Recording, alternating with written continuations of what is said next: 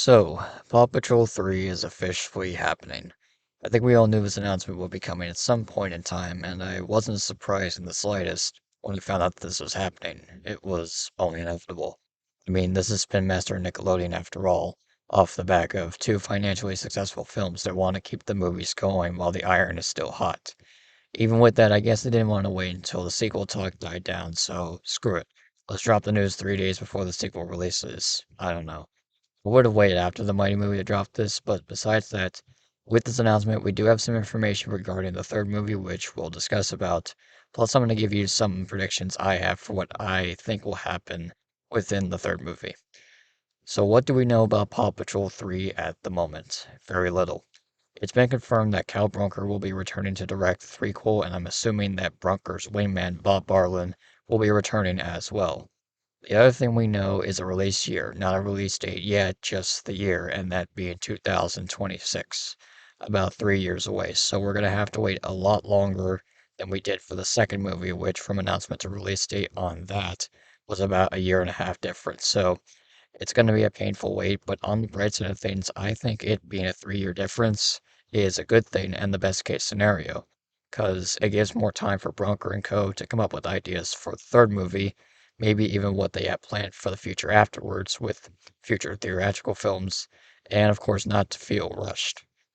It's interesting considering how the second movie only had around 2 years of development, which could be because Nick and Spin Master wanted the Mighty movie to drop in 2023 as part of Paw Patrol's 10th anniversary, which makes me feel like the sequel was rushed a bit, but there isn't any confirmation on that. Other than that, we know nothing else. No synopsis, no main concept, no idea who the main character is, nothing. Unlike the Mighty movie when it was announced, it revealed all these that I just mentioned. Complete contrast to what we had last time. With this, I want to give some predictions I have for regarding what will go on in this film. I'm going to get the main character portion out of the way because I want to save this for its own separate video. It would be a bit too much considering how important it is, mostly on which character is chosen. We'll discuss about that in the future. For now, let's bring up an estimated release date for this movie in 2026. I'm guessing around fall between August and October, similar to the previous two movies, and again would give more time for the team to work on the movie. After this, we have to mention backstories. Will we get a backstory for whoever is the main character?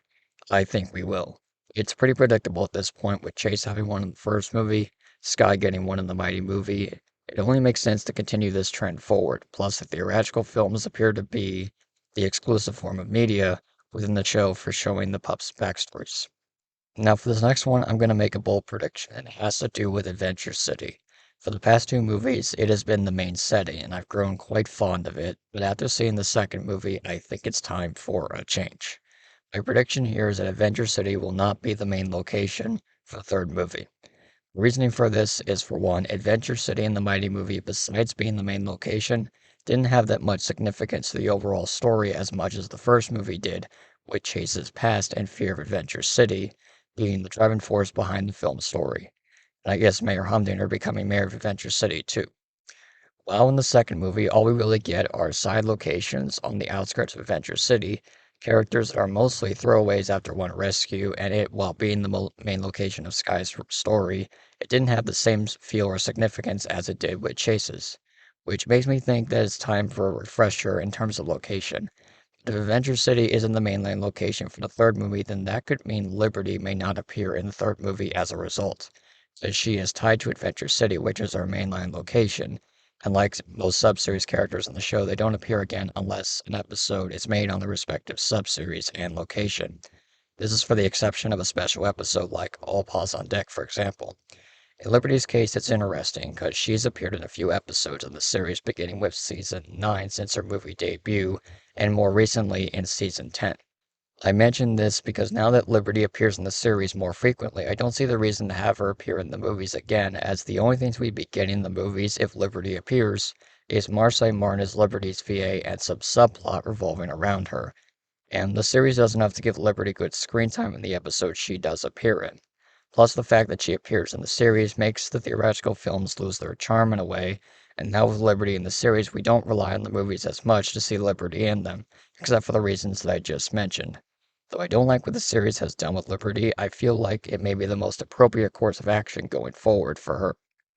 Moving on, I'm going to mention Mayor Humdinger for a sec, because as we know in the first movie, he is the main antagonist, and in the second movie, he is the side antagonist to Victoria Vance, who is the main antagonist for the Mighty movie.